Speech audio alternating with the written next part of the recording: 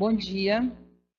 Estamos ao vivo para a segunda webinar, usando as ferramentas de geoprocessamento na saúde ambiental, com o convidado Romualdo Juliá. O uso do geoprocessamento tem permitido a reunião de banco de dados socioeconômicos, de saúde e ambientais com bases espaciais. O geoprocessamento permite a integração e correlação com os dados qualitativos e quantitativos, podendo realizar análise complexa sobre fatores ambientais e indicadores de saúde, que são indicadores epidemiológicos, por exemplo. Essa técnica cada vez mais está sendo utilizada como uma ferramenta importante de gestão pública, e importante para que o setor público cada vez mais utilize essa ferramenta como gestão e como ação com relação às atividades de saúde ambiental. Para que possamos conversar sobre essa temática, a Câmara Técnica convida Romualdo Juliato, técnico e gestor ambiental, especializado em epidemiologia e sistema de informação do SUS. Trabalha há 15 anos com geoprocessamento na área de saúde e meio ambiente, junto a diversas ONGs, prefeituras e governo do Estado. Há 5 anos coordena o Núcleo de Informação e Geoprocessamento do Departamento de Vigilância e Saúde da Prefeitura de Cubatão. É também diretor da empresa Sustentec, Informação, Tecnologia e Sustentabilidade. Então, convido o Romualdo, agradeço imensamente você estar aqui participando e vai estar falando para os colegas que estão também, agradeço todos que estão online, aí ao vivo também, e vai estar interagindo com a gente. Lembrando que as perguntas vão ser respondidas após o término da apresentação, e aquelas perguntas que não puderem ser respondidas por conta do prazo e do tempo do nosso evento, vão ser respondidas posteriormente por ele para cada uma pessoa. Muito obrigado. Vamos a estou chamando o Romualdo, e tenhamos um bom dia e uma boa apresentação.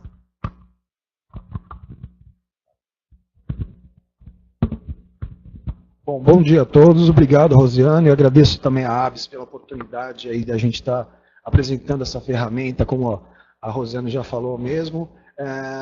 Ela já fez uma prévia muito bem realizada já sobre o que o geoprocessamento pode fazer, sobre o que vai ser feito, mas a gente vai estar mostrando para vocês aqui alguns cases e um pouco da história também, de como surgiu o geoprocessamento e tudo mais, e também como que a gente trabalha dentro do funcionalismo público, das gestões municipais, e de que forma todo ou qualquer município, não importa o tamanho, se é pequeno, se é médio, se é grande, ele pode estar trabalhando com essas ferramentas na área da saúde ambiental especificamente, e também levantando dados epidemiológicos e outros interesses municipais, ambientais, epidemiológicos, de saneamento ambiental, enfim.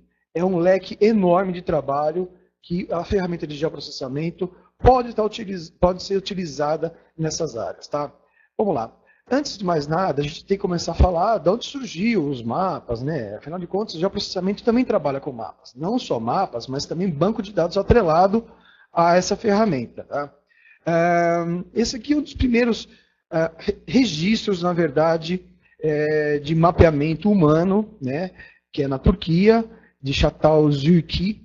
É por aí essa pronúncia, me desculpe, eu não sou descendente da área para saber exatamente a pronúncia, mas é muito interessante porque ele já demonstra de que forma o ser humano, na realidade, sempre quis representar alguma coisa no mapa, seja ele, nesse caso, um conglomerado humano aí, não chega a ser um urbano, mas é uma aldeia, na verdade, né?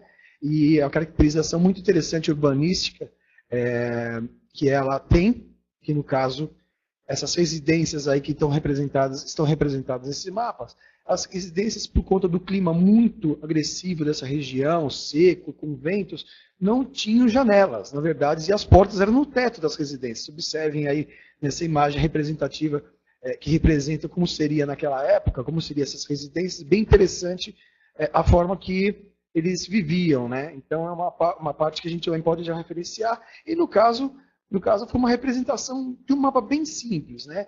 Um outro também bem famoso é de Bedolina, na Itália, 2500 a.C., também representa aí já uma região quase inteira, né? Que mostra aí algumas áreas, não dá para ver muito bem, mas tem um rio aqui próximo, algumas áreas aí agrícolas e tudo mais, bem interessante também essa representação. Uma outra bem famosa é o mapa de Gassur, 2500 a.C., na Babilônia também. Tá? Ele representa aí uma representação de alguns rios, talvez rio Eufrates, tal, e também representação de montanhas no entorno aí. Um pouquinho mais para frente, né, na Grécia, o mapa de Erastótenes, ele já representa aí o globo, na verdade representa já mais próximo, né, do que a gente tem atualmente de territórios e de áreas geográficas. A África representada como a Líbia, a Europa já marcada como a Europa mesmo, a Índia, algumas partes. Ainda não é uma coisa mais próxima do que os estudiosos e geógrafos representam hoje, né? Um pouco mais para frente, aí temos alguns mapas aí demonstrando para vocês. Tratado de Tordesilhas à esquerda, né? Dividindo o Brasil entre Portugal e Espanha, e acima à direita vocês têm uma representação muito interessante, um mapa de 1772, que já representa aí, e tem uma legenda, já representando quem são as possessões, ou seja, as colônias, de quem é cada colônia. No caso, o Brasil aí como colônia de Portugal em amarelo, da Espanha em verde, e outras aí. Vocês vão ter a disponibilização dessa apresentação também online, para vocês baixarem, fazerem download, e até enviar outras perguntas caso vocês precisem aí, tá bom, gente? Bom, mais para frente um pouco, né, e já é da forma que a gente, pelo menos eu, né, que sou um pouco mais veterano aí do que alguns que trabalham com gel aí, a representação que a gente tinha na sala de aula, né, de mapas impressos, e aí representando especificamente a América do Sul, o Brasil, e nossa capital aí, Brasília, também representada. Tá? Então já é uma forma um pouco mais direta do que a gente tem hoje. E, enfim, o que a gente tem disponível hoje online, né, que além da representação, da gente estar representando a realidade através de mapas e imagens, a gente também tem outras representações, outras formas de colocar, como o caso 3D. Né?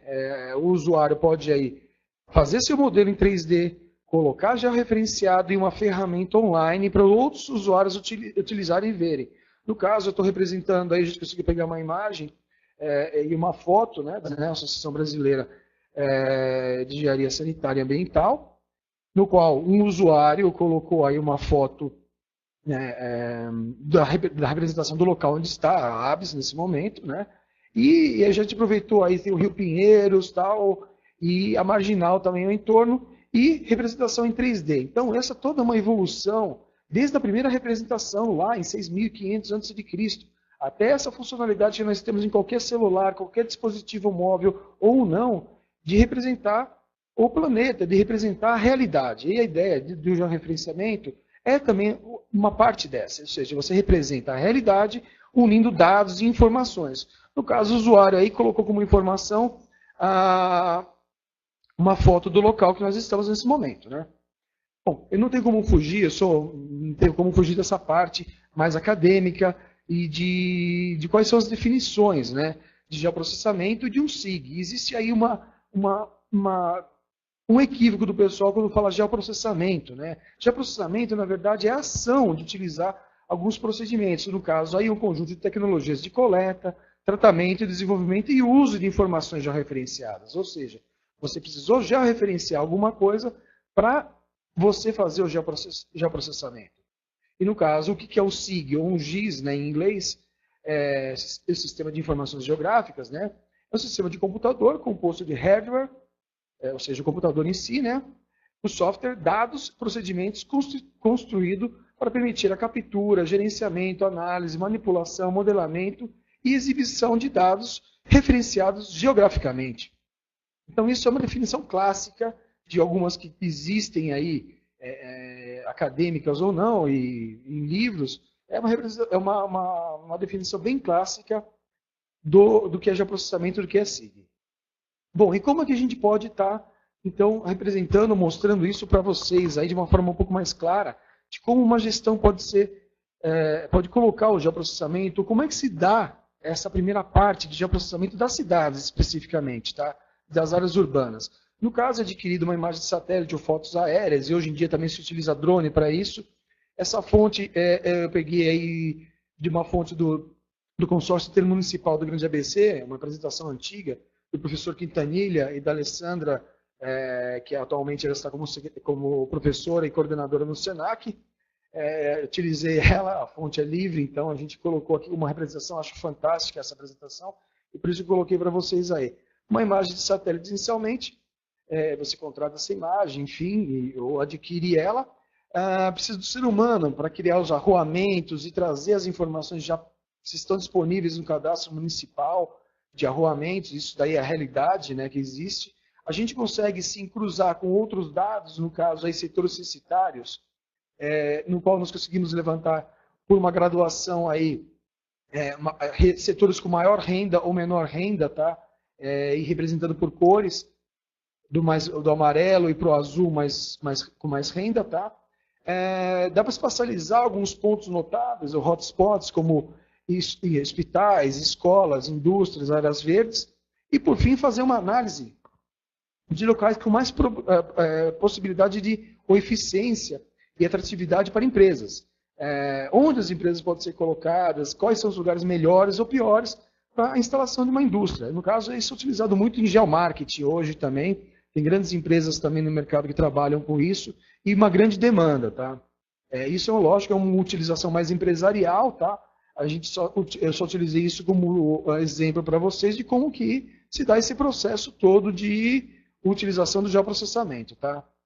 E na saúde, gente? Eu estou falando aqui, falei de muitas áreas aí, falei como é que era o mapa, como é que deixou de ser, como é que criou-se depois, e utilizei na área empresarial de geomarketing. E na saúde, quais foram os primeiros passos, as primeiras pessoas a trabalharem com o geoprocessamento? E não tem como negar que, citando esse grande homem que está aí representado, esse senhor chamado Dr. John Snow, o inglês, ele é considerado um dos primeiros epidemiologistas que se tem na história. E em Londres ele já desenvolvia algumas atividades na área epidemiológica. Lógico que isso não existia ainda nesse termo que a gente está falando. E, lógico, ele era pesquisador. Ele era contra, na época, a teoria dos miasmas, né, que eram desenvolvidas, que eram faladas na época, que era a teoria que todos os agravos, principalmente a peste negra e a cólera, que tinha um surto muito grande naquela época, e teve também em 1600 e pouco também em Londres, eram através do ar poluído ou de outro fator, poluição, enfim, que não fosse veiculação microbiológica ou de água. O que ele fez, então? Ele descobriu, e através de uma parceria não bem uma parceria, mas através de dados do reverendo local, que tinha um surto muito grande num bairro de Londres, surto de cólera muito grande no bairro de Londres, o bairro de Soho. E somente em 10 dias tiveram 500 casos de cólera naquela região. E isso chamou a atenção do nosso querido John Snow, né? E aí ele já referenciou, ou seja, ele pegou um mapa mesmo de Londres, esse que está aqui atrás, e já referenciou. E uma quadra especificamente, um quarteirão específico da Broad Street, chamou a atenção a ele, né? Por ter muitos casos.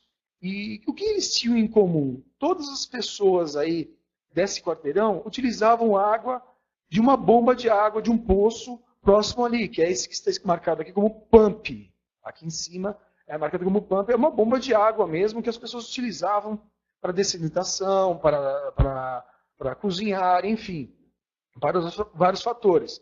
E todos eles utilizavam ali. Mas até então, a teoria de microbiologia também não estava desenvolvida. Ele não tinha como provar que era pela água que vinha aquele vínculo, mas ele teve que, de alguma forma, convencer alguém. Então, ele pegou, ao mesmo tempo, ele pegou o mapa da empresa de saneamento daquela região, de saneamento na distribuição de água, né, para essas bombas, no caso tinham 3, ele descobriu que, de repente, uma das empresas ali utilizavam água poluída do rio Thames, que é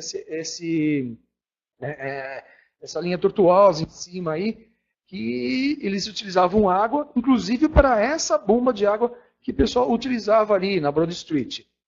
E aí ele conseguiu convencer, através o Conselho Regional, que tinha outro nome na época, a pelo menos fazer um teste para o abastecimento de água naquela bomba. E aí teve uma queda grande, aliás, significativa, de casos de cólera naquela região. E com isso ele conseguiu provar que foi o primeiro vínculo hídrico com o vírus da cólera, né? Então, assim, conseguiu, através dos estudos dele, provar que era através da vinculação hídrica que a cólera era disseminada. E aí, mas ao mesmo tempo, ele teve que utilizar algumas ferramentas de comunicação. Quando a gente fala de informação, banco de dados e ferramentas de geoprocessamento, por exemplo, não adianta nada se você não consegue comunicar essa informação de uma forma correta, de uma forma que a população tenha ganhos com isso. E a forma que eles utilizaram na época foi vinculando essa imagem aí da morte, bombeando a água, essa é a bomba de água que era utilizada na época, para uma família inteira. Isso foi vinculado nos jornais. Existia um alto índice de analfabetismo, então não adiantaria colocar somente um alerta escrito. Então tinha que utilizar de imagens que chamassem a atenção. E até pouco tempo, essa bomba de água ainda existia lá, em homenagem a John Snow, na Broad Street. Atualmente, se você for no Google Earth, no Google Street, você vai ver que tem uma obra no local. O bairro do Sorro, hoje em dia, é um bairro boêmio, com vários bares, pubs e tudo mais. E ele está tendo uma obra muito grande lá na região. Então, essa bomba de água você não vai achar. Mas ainda arrumei essa imagem. E essa bomba ainda estava lá no momento, ainda com homenagem a John Snow, pela ação que ele fez e ajudou a Londres a disseminar ou diminuir bastante o número de cólera, de casos de cólera. Hoje, aquele bairro, aquela quadra especificamente, casa específica, tiveram muitos casos que a gente viu no mapa de cólera. Hoje é um pub, né? Então, o nome, inclusive, esse pub tem o nome de John Snow. Então, quem for lá, quem tiver esse privilégio, me contem depois como é que é esse pub. Traga uma garrafa de cidra para a gente experimentar aqui, que eu gostaria muito de experimentar essa cidra de lá, diz que é muito boa. E aí, inclusive, hoje em dia, ainda existe aí a homenagem a ele na parede desse pub, bem característico da região, o bairro do Sorro. Ok? Bom, e hoje, o que a gente está fazendo na saúde? Essa é uma provocação que a gente coloca realmente, como eu trabalho com a parte de informação também na saúde, a gente manipula e utiliza esses dados da saúde. Eu creio que é uma das áreas que mais tem sistemas de informação, né, que a gente chama do SIS, dos sistemas mesmo, sistema de informação. Essa provocação que eu coloquei é justamente da história da Torre de Babel. A maioria do pessoal conhece, das pessoas conhecem a Torre de Babel, a bíblica e tudo mais, não qual as pessoas construíram uma torre para chegar perto de Deus, né? E, como punição, Deus colocou que todas as pessoas que estavam trabalhando não conseguissem mais se entender, né? E todas elas estão pedindo a mesma coisa aí, né, gente? Todo mundo queria um pouco de açúcar e não conseguiu, né? E nos sistemas de informação, principalmente na saúde, a coisa está mudando bastante, está aprimorando, porém a gente continua com um probleminha. Eu vou dar um exemplo para vocês aí. Você nasce, a pessoa nasce, ela é cadastrada no sistema de informações de nascidos vivos, que é o SINASC, tá, gente? Posterior a isso, também o pessoal da atenção básica, né, que é do pessoal do Estratégia de Saúde da Família, ele vai lá e cadastra aquela criança ou a família inteira no antigo SIAB, Sistema de Informações de Atenção Básica, que é hoje o ESUS, né? Teve uma atualização interessante aí, e então tem esses dois sistemas que foram colocados. De repente, essa criança ou o já adulto, ele contrai um agravo. Então, ele é cadastrado no Sistema de Informações de Agravos Notificados, que é o SINAM, tá? E, posterior a isso, ele, de repente, pode ter sido alguns sintomas de dengue ou de outro arbovírus. Se for de dengue, por exemplo, ele pode desencadear aí uma notificação e o agente de controle de endemias vai realizar um trabalho específico. Esse trabalho específico é registrado aonde? No sistema de acompanhamento ou do sistema do Aedes aegypti, que é o sistema estadual do estado de São Paulo, tá? Que acompanha aí os trabalhos que são realizados pelos agentes. Tá? Vamos dizer que esse lugar também tinha próximo ali, vamos dizer, um ponto estratégico ou um lugar que tem um afeto à vigilância sanitária. Né? Então, ele é cadastrado também, o técnico de vigilância sanitária vai lá e visita esse local e cadastra-se também no Civisa, Sistema de Vigilância Sanitária. Tá? Mas essa pessoa não melhora. Tá? Então, ela vai ter que ir num sistema ambulatorial, passar numa unidade de saúde, e ele aparece aonde? No Sistema de Informações Ambulatoriais. Tá? Consequentemente, ele é internado, e aí ele aparece no sistema de informações hospitalares. E, infelizmente, ele entra a óbito. Então, ele vira também estatística no sistema de informações de mortalidade. Gente, por incrível que pareça, a gente não consegue atualmente rastrear essa pessoa em todos os sistemas ao mesmo tempo. Desde o nascimento até o falecimento, a gente não consegue. Aí você vai falar, poxa, Romualdo, mas não tem o cartão SUS? Sim. Só que em cada local, se eu mudar de São Paulo e ir para outro município, até do próprio estado de São Paulo, eu cadastro de novo, sou cadastrado de novo. Meu cartão SUS não serve para lá. Atualmente não está servindo ainda. Eu tenho que cadastrar novamente. E às vezes no município, eu não posso utilizar de uma unidade de saúde e outra que não for na minha região, por conta que eu estou cadastrado naquela unidade de saúde e meu cartão SUS está cadastrado lá. Infelizmente, é assim nesse momento. E todo mundo, no final, só queria um pouco de açúcar. Ou seja, só queria ter uma saúde com qualidade, uma informação com qualidade. E quem sabe, se esse rastreamento tivesse sido feito de uma forma correta, com uma análise de dados fidedigna, com um analista capacitado ali, não teria acontecido óbito, né? Não teria acontecido desta forma todo esse sistema. Lógico, como eu falei para vocês, é uma provocação que a gente faz por conta da atual situação que a gente passa no poder público, por exemplo, com os sistemas de informação. São os CIS da vida, né? Mas o que a gente tem em comum nisso tudo? Tem algum tipo de legislação? Tem alguma forma que a gente possa estar trabalhando e melhorando isso? Tem alguma coisa que faça com que esses dados tenham uma nomenclatura única, uma padronização? Não especificamente, gente. A gente tem nomes de ruas e logradouros, como o IBGE mesmo coloca. Os Correios também utilizam alguma base de logradouros que possam ser utilizados. E os decretos que nós temos, eu agradeço aí também ao pessoal da Implaza, o Eduardo Nakamura, o pessoal da unidade de geomática aí, que me passou também umas informações. Inclusive, a gente colocou embaixo aí um link do Estado de São Paulo, que é a infraestrutura de dados espaciais do Estado de São Paulo. É uma fonte super legal para vocês buscarem também algumas informações.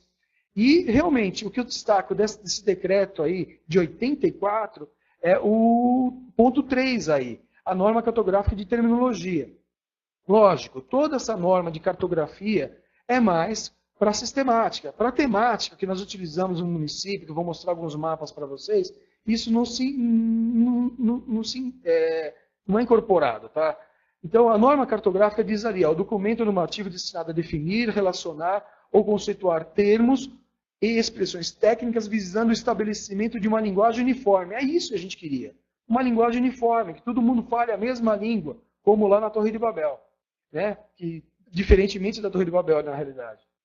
Ainda coloquei outros 2 links para vocês aí, que é a Infraestrutura Nacional de Dados Espaciais. O pessoal está trabalhando bastante em cima disso, e do CONCAR, da Comissão Nacional de Cartografia. Né?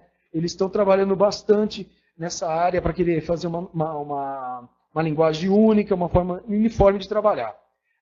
Mas aí você fala, poxa, e a internet não ajuda em nada, os dados móveis, a gente não consegue trabalhar? Sim, a gente consegue trabalhar, a gente tem um monte de coisa na internet, e juntamente com a internet a gente tem milhões de informações ao mesmo tempo, milhões de dados ao mesmo tempo, milhões de dados e informações que nem sempre estão tão condizentes com a nossa realidade. Seja informações do dia a dia, ou seja informações que possam ser utilizadas aí para, por exemplo, o território ou o trânsito, né?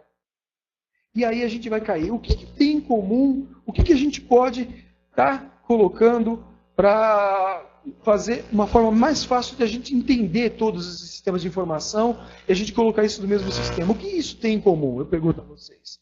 O que tem em comum, na verdade, é o território, tá?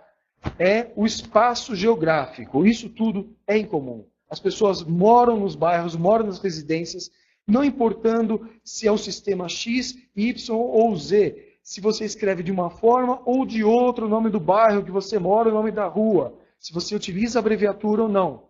A gente consegue, através do geoprocessamento, colocar essas informações num único território. Ou seja, o mapa, gente, o território real. Aquilo que eu falei lá atrás, no começo dos mapas, né? Isso é que tem em comum entre todos eles. E qualquer município, não importando o tamanho, gente, pequeno, médio, grande, consegue implantar isso.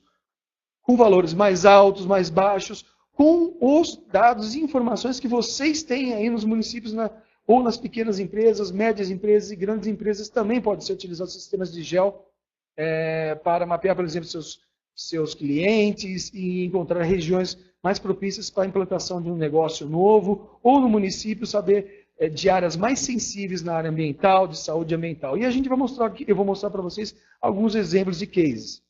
No caso, o exemplo do município de Santo André, onde nós chegamos a desenvolver também alguns trabalhos durante alguns anos. No caso aí, pela região, pelo limite municipal aí de bairros, foram mapeados a mortalidade infantil pelo bairro, né? Através de que informação? Do SIM, daquele SIM que eu coloquei lá atrás, daquele sistema de informações de mortalidade. No caso, o bairro em comum, a gente conseguiu colocar uma quantidade de mortalidade infantil aí por bairro. Já demonstra aí que alguns bairros, especificamente da área do sul, aí de Santo André, tem maior mortalidade infantil, devido não só à densidade demográfica, mas também à qualidade de vida dessa população. Tem gente também que pede alguns mapas como esse, um mapa bem poluído, né? No caso, são os casos de dengue em um determinado período em Santo André também. A gente está utilizando um case aí de Santo André. Fica difícil a gente enxergar quais são as regiões mais sensíveis, o que tiveram o maior número de casos autóctones, são os casos que foram contraídos no próprio município ou importados. Já com uma ferramenta de geoprocessamento que nós chamamos de krigagem, que é a análise de calor, a gente consegue enxergar um pouquinho melhor, apesar de ter uma infestação, que essas áreas vermelhas, aí, indo do amarelo para o azul, as áreas vermelhas são as mais problemáticas, né? Onde você poderia utilizar a sua equipe, se você tem uma equipe mais reduzida, aonde você vai colocar a equipe para trabalhar com mais intensidade, né? Seria nas áreas azuis? Não, negativo. Seria nas áreas de maior acúmulo de casos de dengue, né? Que a gente chama de mapa de calor ou krigagem aí. Essa é uma análise que um sistema de gel pode tranquilamente fornecer a qualquer gestor para poder fazer essa tomada de decisão. Um outro modelo interessante que a gente também queria mostrar para vocês, através já do ESUS, tá? Já referenciamento de idosos, por exemplo, numa unidade de saúde. No caso, a gente pegou aí, lógico, eu tampei o nome das pessoas aí, porque é privacidade das pessoas, mas tem o endereço também, tem a localização e tudo mais. A gente conseguiu já localizar aonde? No município de Barueri, por exemplo, tá? Essas bolinhas aí são a residência de algum idoso, ou seja, pessoas acima de 60 anos, dentro de uma abrangência de unidade de saúde, tá? A gente conseguiu cruzar, inclusive, com as microáreas que os agentes comunitários de saúde utilizam, e daí, ao mesmo tempo, também fazer o mapa de calor, né? Você vai saber aí qual é o agente, ou qual a microárea do agente, que tem maior número de idosos. Ou seja, a política específica para o idoso é diferenciada. E esse agente que cuida dessa microárea vai ter que ter, logicamente, mais trabalho em cima da terceira idade e da melhor idade aí para trabalhar, tá? Para fazer o trabalho. Um outro trabalho específico aí que a gente também fez foi, no caso, aí já mais ligado à parte ambiental, né? São os acidentes com cargas perigosas na região ali da Baixada Santista, do sistema Baixada Santista de São Paulo, do sistema Ecovias, né? Enxerto e Imigrantes. A gente requisitou aí, pediu para a Defesa Civil de Cubatão, alguns dados. Eles forneceram o que eles tinham disponível naquele momento, né? Eles tinham uma série histórica de 1986 a 2012, e a gente destaca aí o formato. Aí já é a análise de dados, para vocês verem. Cada pessoa escreve da forma que acha que é melhor para si. Então a gente tenta, dentro dos sistemas de gel e do que a gente tem de expertise, fazer o que a gente tem. Então, se eles forneceram desta forma, aí, por exemplo, o ano separado do mês e do dia, o produto, o número da ONU e a classe, era o formato que eles forneceram. Porém, a gente não aceitou só essa fonte de dados, a gente requisitou também para Ecovias, que eu destaco novamente. Diferentemente aí da dia, mês e ano, eles colocaram a data num único campo. Observe, então ficou diferente aí o formato de uma fonte de dados para outra. Ao mesmo tempo, eles utilizaram o produto, colocaram o número da ONU, porém colocaram o risco, ao invés da classe. Então, assim, existe isso dentro de cargas perigosas, o risco de cada produto. Esse número da ONU aí é o tipo de produto, no caso enxofre, esse número aí, e no caso a data, eles já colocaram totalmente unificada. Então a gente teve que fazer um meio termo, né? Utilizar os dados de uma fonte com outra fonte, que resultou numa tabela como essa daí, que a gente conseguiu já referenciar também. Colocamos um identificador, que isso é necessário para o banco de dados entender, né, os sistemas de informações entender, e agregamos ou contemplamos todas as informações disponíveis em ambas fontes, né, seja da Defesa Civil Municipal, ou seja, da própria Ecovias, que nos forneceu isso. Lógico, ela forneceu mediante a ofício, pela Prefeitura Municipal de Cubatão, não foi nada em particular, obviamente com uma justificativa, tá? E a gente conseguiu já referenciar todos os anos com essas cargas, acidentes com cargas perigosas no município de Cubatão. O município de Cubatão tem uma característica de ter várias indústrias, um grande polo industrial ali, e duas grandes rodovias, né, principalmente Anchieta e Imigrantes, que leva até a Baixada Santista, bem como a Cônigo Domênico Rangoni, que leva até o Guarujá, e o Padre Madonna Nóbrega, que leva até a Praia Grande e o litoral sul do estado de São Paulo. Esses dados aí, com essas bolinhas, esses pontos coloridos representam cada ano. Fica difícil também a análise, obviamente, com aquela ferramenta do GEL, que são as imagens que a gente chama de krigagem ou calor. Você tem uma região mais adensada de acidentes. De repente, não quero esse dado, não quero o ano, Romualdo. Eu gostaria pela classe do risco. Está aí, ó. Pela classe do risco, você sabe o risco 3, por exemplo, onde teve o maior número de acidentes na Serra, essa descida da Serra, a parte superior Planalto Paulista na parte superior esquerda ali, e aqui a parte de baixo é o município de Cubatão, onde essas linhas vermelhas representam os bairros de Cubatão. É uma outra análise baseada justamente naquele banco de dados. Uma outra análise possível também, já um cruzamento de N informações, já caindo também para a saúde ambiental, que foi utilizado também com várias fontes. Eles queriam saber em Cubatão quais regiões são mais propícias a fazer desratização, né? Ou seja, controle da população murina ou de ratos no município. Não que o município tenha mais ou menos, mas esse trabalho é um afeto à vigilância, à saúde, é afeto às zoonoses, e precisa ter um controle muito grande em cima disso.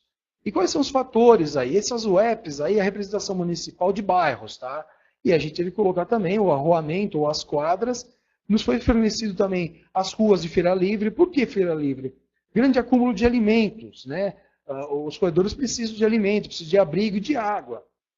E baseado na água, já a hidrografia também foi fornecida. Quer dizer, na verdade, a gente conseguiu a hidrografia via outras fontes, no caso o CPRM, no qual eu vou passar esses links para vocês depois, de como obter esses dados georreferenciados, esses links para vocês baixarem no computador de vocês também e fazerem uma análise. Obviamente que sem a ferramenta de geoprocessamento, sem um profissional dessa área, fica um pouco mais difícil, mas vocês vão poder baixar, são dados gratuitos, abertos, então isso é legal de trabalhar também. E foram já referenciados também os pontos estratégicos que a vigilância também faz, a visita. Esses pontos são os acúmulos de resíduos, na verdade, são borracharias, são ferros velhos, são acumuladores, são esses pontos pretos. E também as regiões que tiveram maior número de desratização. E aí você percebe que na parte norte, mais na parte vermelha, ali em cima, é que tem a maior densidade desses dados. Então, portanto, através dessa informação, os técnicos criaram ali um cronograma de desratização do município, começando pela essa área mais adensada e passando para as áreas menos problemáticas. Com isso, conseguiram também conter, nessa área de saúde e tudo mais, a população murina do município.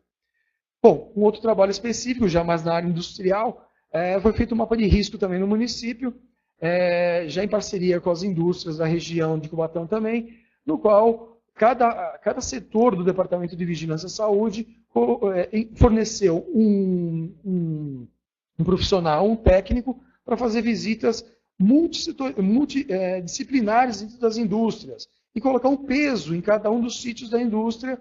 Então, esse trabalho também ligado à Vigilância e Saúde, é um trabalho específico lá e desenvolvido pelo Departamento de Vigilância e Saúde de Cubatão, junto ao nosso núcleo de informação e geoprocessamento. Nós pedimos as plantas das indústrias, a gente já referenciou essa planta e os técnicos fizeram o trabalho deles diretamente lá em campo. Tá? E aí foi colocado num banco de dados, está aqui a representação do banco de dados, levantado pela gente, e o peso de cada um dos setores. Tá? Esse é um case nosso lá também. Outro trabalho interessante, que é fornecido pelo órgão ambiental estadual, todo ano eles lançam, aqui no caso no estado de São Paulo, que é a CETESB, todo ano eles lançam um relatório de áreas contaminadas, que é possível já referenciar. Qualquer município consegue fazer isso. No caso aí, são postos de combustível no município também, no qual se abriu simplesmente um raio, ou o que a gente chama de buffer de 200 metros, que é uma lógica que alguns municípios utilizam, né, para fazer um trabalho específico na população que mora nesse raio que abrange essa área contaminada. Mas existe uma grande polêmica, né? A pluma de contaminação desses lugares é perfeitinha? É um raio perfeito de 200, 500 metros? Obviamente que não. Cada dinâmica de cada solo, a dinâmica de cada produto contaminante é diferente, certo, pessoal? E aí, para trazer um exemplo mais prático de como isso pode ser trabalhado, uma imagem específica aí e uma simulação para vocês do que pode ser utilizado nessa área de saúde ambiental com áreas contaminadas. Aí você tem uma área bem interessante, você tem uma indústria na parte inferior direita aí, um rio, um grande rio, uma área de mata na região, e essa área mais cinza e amarelar e mais para o vermelho aí, são telhados, é uma área residencial, super próxima aí a uma área industrial. Você tem um campo de futebol também, você tem algumas áreas de mata, não sei se é mata ciliar, em torno do rio e tudo mais, e umas áreas de preservação. Tá? E aí vamos supor aqui que o órgão ambiental estadual, o órgão ambiental municipal, ele forneceu para vocês do município, ou vocês requisitaram, uma planta com a pluma de contaminação dessa indústria perante algum tipo de contaminante. Né? Essa caracterização lembra um pouco mais de chumbo, mas no caso não é uma simulação. E geralmente eles fornecem isso com uma análise mais específica e tudo mais. Notem que aí de repente o rio não está encaixando direito, porém eu vou fazer uma transparência aí e vocês vão perceber que os prédios da indústria eles casam perfeitamente. Isso é possível fazer com a ferramenta de geoprocessamento. A gente já referencia qualquer planta em papel mesmo, e a gente traz para o SIG e a gente coloca na realidade. Essa pluma, essas linhas que vocês estão observando mais circulares e onduladas aí, seriam a pluma de contaminação de um determinado produto. Tá? Então, a gente deixou mais transparente, no qual a gente consegue enxergar aí, inclusive, a área urbana.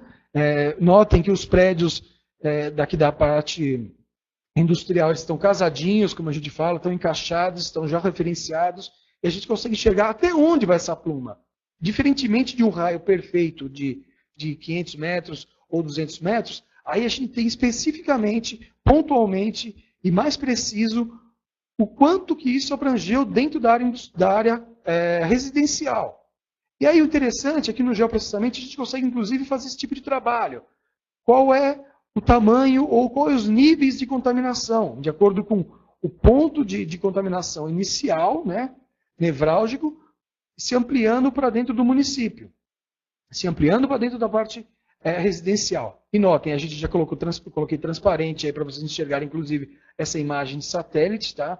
Também é fornecida por órgãos oficiais ou contratada pela indústria, pela empresa ou pelo município para fazer um sobrevoo.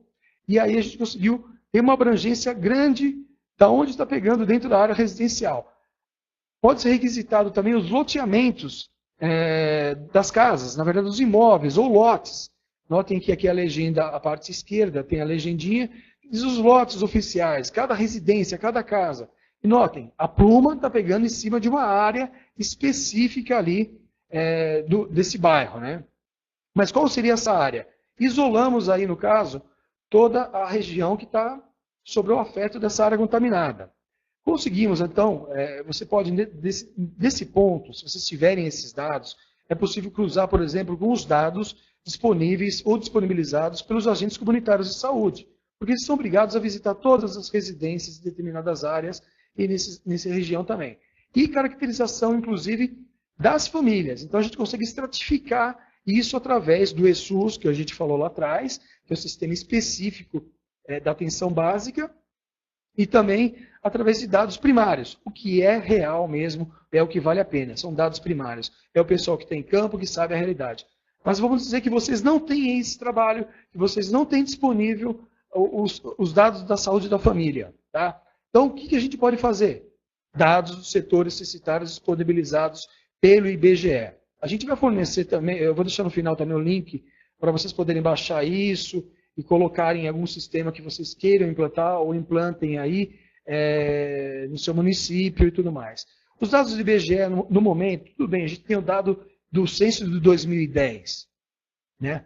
Mas é o que a gente tem nesse momento, são os dados de 2010, porém, todo ano o censo, ele libera também, o IBGE libera, a estimativa populacional. Então, a gente consegue cruzar, através do sistema de geoprocessamento, os dados do IBGE, tá, com os dados que a gente tem da realidade ali, ou dos setores censitários, no caso aí. Obviamente, você vai falar, poxa, mas está passando daqueles lotes ou daquelas residências que você está falando. Sim, mas é melhor ter uma estimativa maior da população, tá, do que menor. Ou você não sabe qual... Você fazer uma estimativa populacional menor do que é a população real, não está correto no caso ambiental. É melhor você ter uma gordurinha, ter um pouquinho a mais e saber e pegar mais a população na prevenção de agravos ou de relacionados ao meio ambiente ou à contaminação do que menor. E cruzando esses dados, eu vou mostrar para vocês, a gente pode estar isolando, no caso, os setores censitários que tiveram intersecção com essa área de pluma de contaminação. Conseguimos também aí, é possível trazer também a outorga de poços artesianos. Esses são outorgas do caso da DAE, que é o Departamento Estadual que autoriza a implantação de poços artesianos. Notem, são esses hexágonos aí, ou pentágonozinhos azuis. Alguns estão dentro da parte industrial e tem 2 especificamente que estão aí dentro dessa área de contaminação colocada pela pluma, né?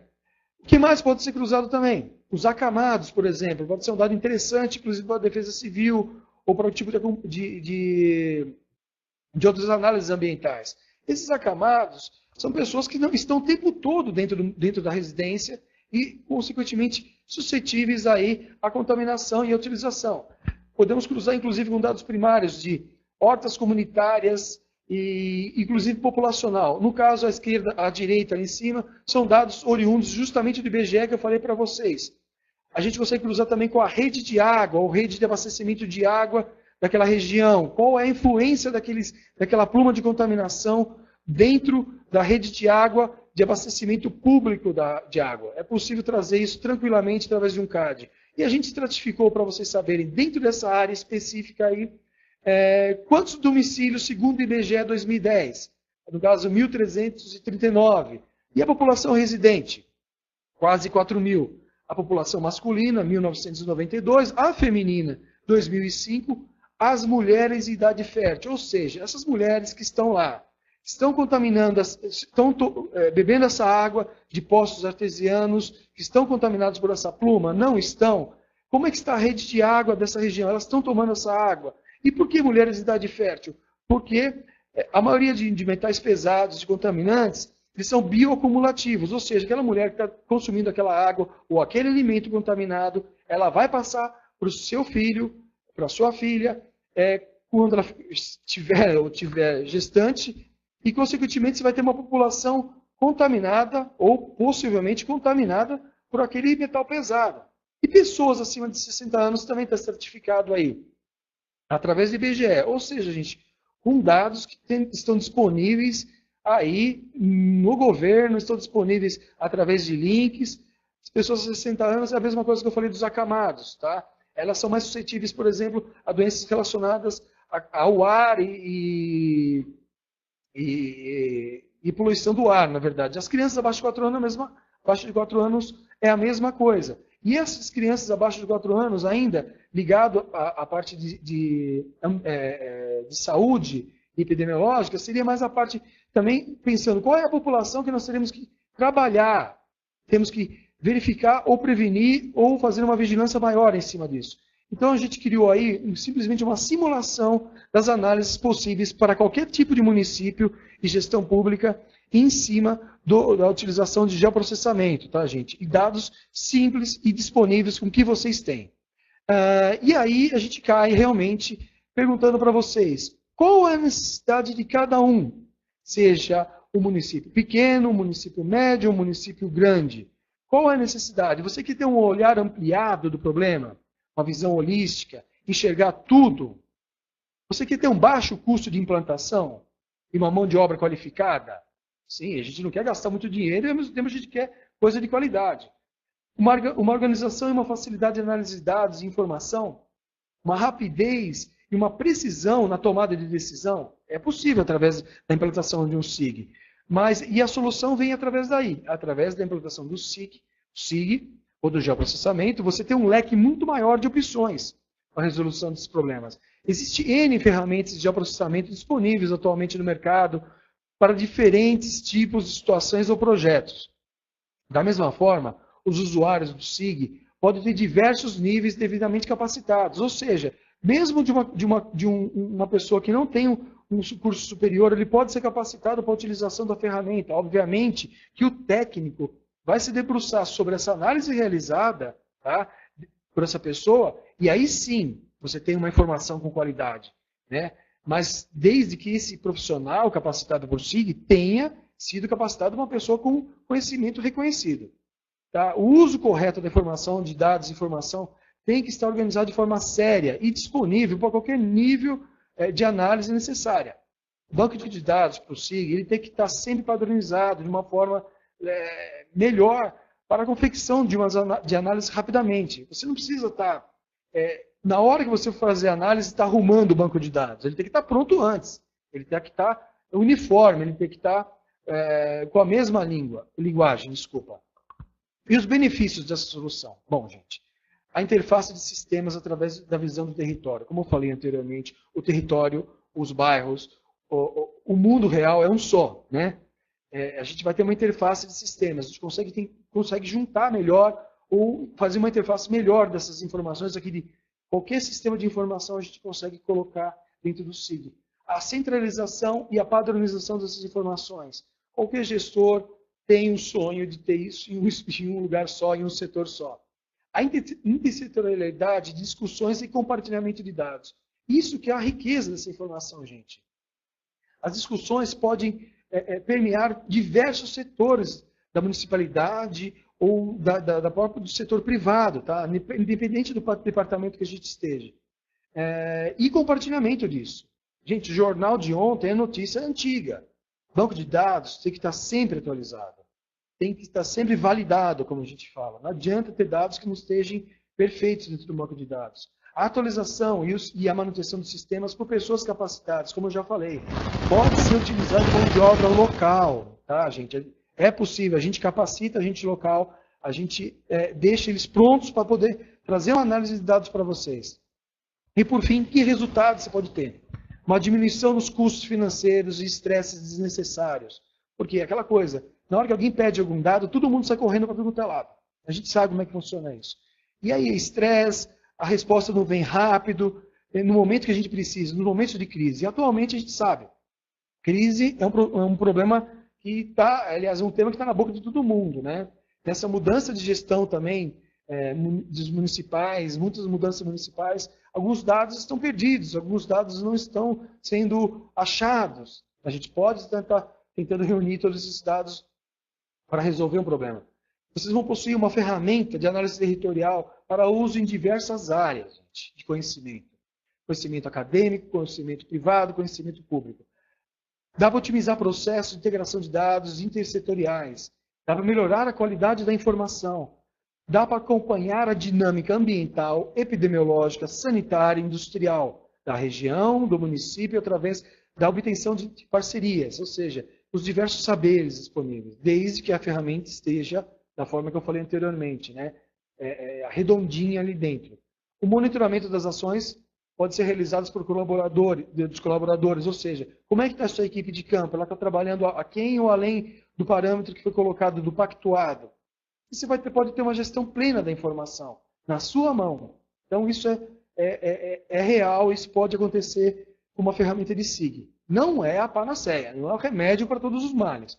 Não é a ferramenta de SIG que vai te trazer a solução para o problema 100%. Sem o ser humano trabalhando atrás, sem a análise dos técnicos municipais, que tem o saber humano mesmo, de nada adianta uma ferramenta. Ela é uma ferramenta para gestão. E aí, conforme eu prometi, algumas fontes gratuitas de dados para download. No caso, o IBGE é uma das fontes grandes do Brasil.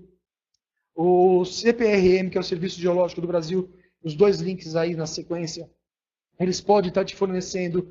O primeiro link é mais específico para a área de processamento, onde você pode baixar alguns shapes, baixar já referenciados algumas informações. O segundo link tem alguns mapas temáticos também, em formato PDF, que vocês podem estar acessando para fazer algumas análises. Tá? O INPE, que é o Instituto Nacional de Pesquisas Espaciais, também fornecem, bem como o Exército e a Marinha do Brasil, fornecem algumas imagens super interessantes, imagens de satélite para análise ambiental. O Ministério do Meio Ambiente também fornece aí para vocês algumas soluções de geoprocessamento, não adianta nada se também tiver capacitação em cima disso. O Departamento de Águas do Estado de São Paulo, como eu falei, e outros formatos aí, podem fornecer também a localização de poços artesianos para o Estado de São Paulo. Qualquer órgão estadual tem isso, deve ter isso disponível e é possível utilizar. E a Implaza, que é a empresa paulista de planejamento metropolitano, também tem alguns dados super interessantes para vocês estarem acessando, baixando e fazendo suas análises. Bom, com essa última slide eu encerro a minha fala aqui. Agradeço a todos vocês, agradeço a atenção de todos. Tá? Eu creio que nem todas as respostas vão estar nessa apresentação. Por favor, acesse nosso site www.itsustentec, lembra que Sustentec no final é com ch.com.br. Acesse nossa página do Facebook, tá? Está aí o link também, vocês vão acessar. Qualquer e-mail, que vocês queiram enviar, por favor, pode enviar para o meu e-mail pessoal aí da Sustentec, Juliato, JULIATTO, com 2 T's, @itsustentec.com.br, e eu deixo aí disponível para responder agora a vocês aí as perguntas que tiverem em maior acesso. Espera aí, deixa eu dar uma olhadinha. Tá? Sim, a gravação do webinar será disponibilizada depois, tá? Via esse mesmo link. O tratamento, deixa eu ver quem perguntou aqui, o Rodrigo perguntou. O tratamento e desenvolvimento desse trabalho de geoprocessamento para a saúde ambiental é comercializado ou apenas é usado para análise, artigos, etc.? Bom, o desenvolvimento de geoprocessamento, não sei se eu entendi muito bem assim, sobre o trabalho de geoprocessamento. O trabalho nosso, no caso da Sustentec, a gente fornece essas informações, obviamente, através de contratos com municípios, com a iniciativa privada.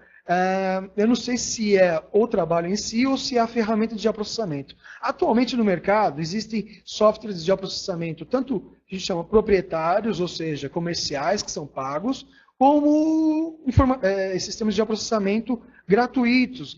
Lá naquele link do Ministério do Meio Ambiente, tem alguns softwares gratuitos, tá? Que você pode utilizar, baixar, mas precisa sim de uma capacitação para a utilização disso, precisa de um técnico para ser utilizado, para ser implantado isso e colocado dentro do município. Ou no município, ou para análise, no caso você está perguntando para artigos, etc. Também via o Google, você pode lançar lá, Rodrigo, geoprocessamento para a saúde ambiental, tem alguns artigos acadêmicos, é uma área meio nova ainda, apesar de eu trabalhar há 15 anos com gel, ainda não está totalmente enraizado isso na cultura ainda. Vamos lá. Então é mais ou menos isso, Rodrigo. Eu acho que tem respondido. Se não for, você pode mandar um e-mail para a gente que eu esclareço para você. Como operacionalizar a longitude, operacionalizar a latitude e longitude dos eventos? Alguém perguntou aqui, não sei se o Valdez Azevedo, o Valde Azevedo, o Valde Azevedo, talvez. Valdemar. Tá, vamos lá. Como operacionalizar? Primeiro, bom, você precisa contratar alguém ou ter um técnico que saiba utilizar as ferramentas de geoprocessamento. Latitude e longitude dos eventos. Se forem eventos, por exemplo, específicos aí como áreas contaminadas, um exemplo, tá? A própria site da CETESB, quando ele disponibiliza lá no PDF, geralmente em dezembro, ele dá o relatório de áreas contaminadas, tem o LAT-LONG, que a gente chama lá, tá? É latitude e longitude. Através da ferramenta de geo, é possível você lançar essa latitude e longitude e aparece o ponto exato sobre o local do evento, tá? No caso da EE, com aqueles outorga de poços artesianos aí, que o da EE é Departamento Estadual de Águas, do Estado de São Paulo, ele também fornece com latitude e longitude. Lógico, você precisa de um técnico, precisa de um conhecimento maior sobre a ferramenta de gel, sim, para poder colocar isso. Mas no próprio Google você consegue colocar o lat long e ele aparece lá, tá bom? Vamos lá. Da própria ABS aqui, é isso? Vamos lá. Podemos utilizar esses dados... É esse? Duas perguntas. Podemos utilizar esses dados para a produção de artigos? Como saber se já foram utilizados e publicados? Bom, os dados podem sim, porque assim, se são dados que estão abertos para download, estão abertos para você fazer o download gratuitamente através do site oficial, eles estão abertos pela lei de internet, eles estão abertos e estão disponíveis para você utilizar. No caso dos dados que a gente tem aqui nessa apresentação, são dados não são específicos, a gente também omitiu aí, pela privacidade, o nome das pessoas e tudo mais, mas o tempo você consegue, a gente vai disponibilizar esses dados para vocês baixarem, sem problema nenhum. Produção de artigos, sim, como eu já falei. Mediante também a lei de acesso à informação, vocês podem requisitar aos órgãos oficiais esses dados e eles são obrigados a fornecer, tá? Então, mediante ofício, cadastro, o que for. E como saber se já foram utilizados e publicados? Gente, nada melhor do que colocar aí, né? No Google aí, que o pessoal chama de Santo Google, vocês vão saber se foram utilizados e publicados ou não.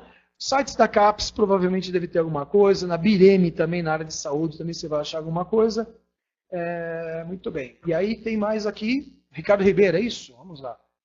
Professor, sem dúvida, é uma ferramenta muito importante para a gestão urbana, tá? De espaço urbano. Entretanto, o senhor tem informação da aplicação dessa ferramenta em outros estados brasileiros?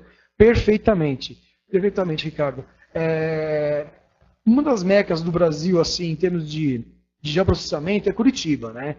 Por exemplo, você tem diversos estudos também na Bahia, em outros estados também tem. Em 2007, para vocês tirarem uma base, quanto o geoprocessamento já avançou, em 2007 foi realizado um plano diretor de geoprocessamento em Fortaleza. Então, para vocês entenderem, no município de na capital Fortaleza, foi realizado realmente um plano diretor de geoprocessamento, no qual cada setor, cada Secretaria de Saúde colocou o peso da importância que seria o geoprocessamento.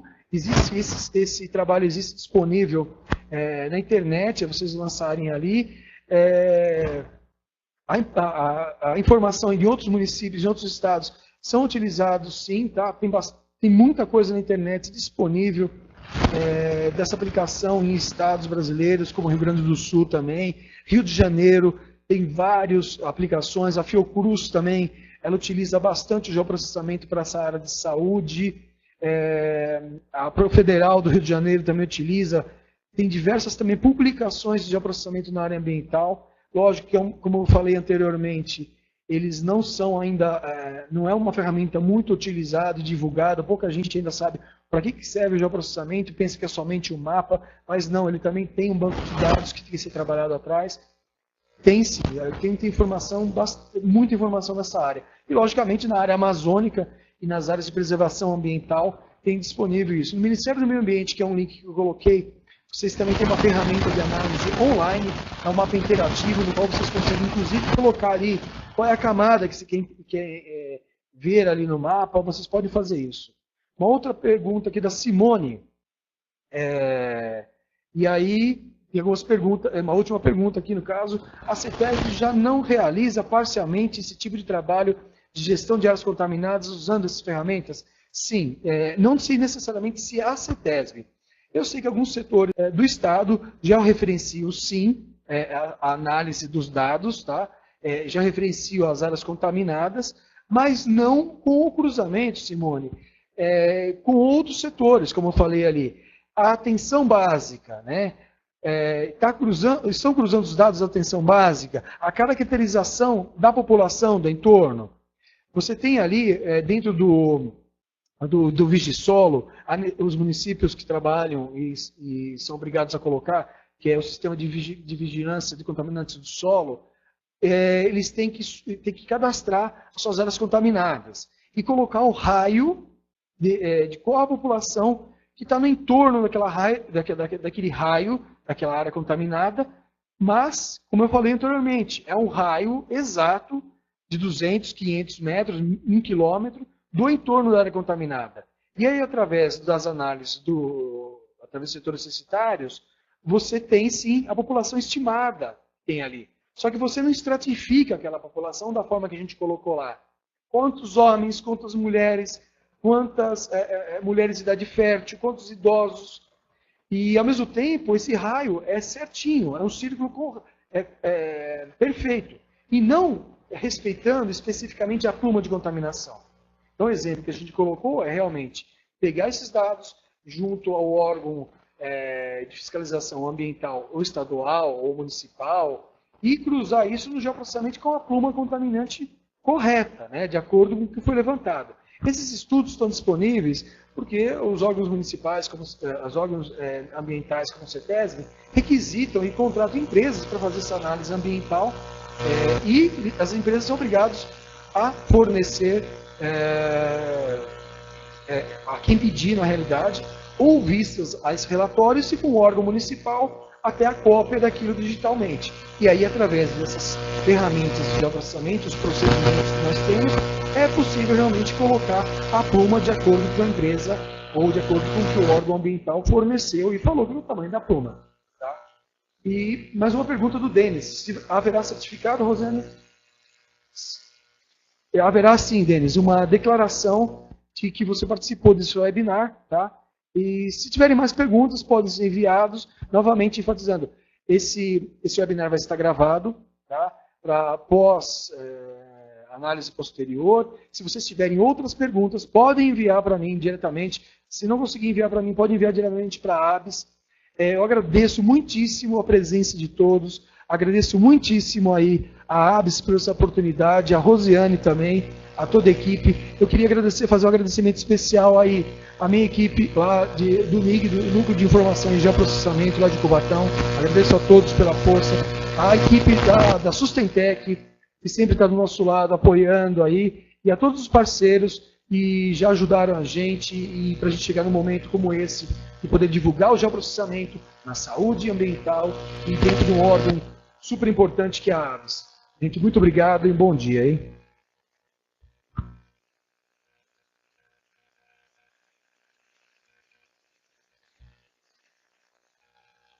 Muito obrigada, Romualdo. Obrigado a vocês todos que estão participando e que também estão fazendo perguntas para que realmente nosso evento seja dinâmico. As apresentações vão estar disponíveis para as pessoas que se inscreveram e a gente consegue ver que a implantação do SIG no âmbito do território do município é de fundamental importância, seja ele pequeno, médio, grande porte. Né?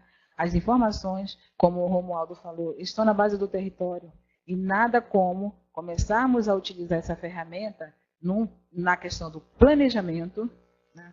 Para que a gente possa criar mapas de risco em saúde e que as ações de saúde sejam, de fato, mais eficazes com relação a todas essas áreas que, quando se cruzam, dão diferentes pensamentos, diferentes ações com relação à questão de saúde ambiental e de risco e eventos na saúde decorrente de poluição, de contaminação. Tá? Quem dera que todos os municípios tivessem seus planos municipais de geoprocessamento. Sem dúvida, o custo, embora na implantação você tenha um custo, efetivamente o custo diminui quando você tem as efetivas áreas trabalhando em conjunto.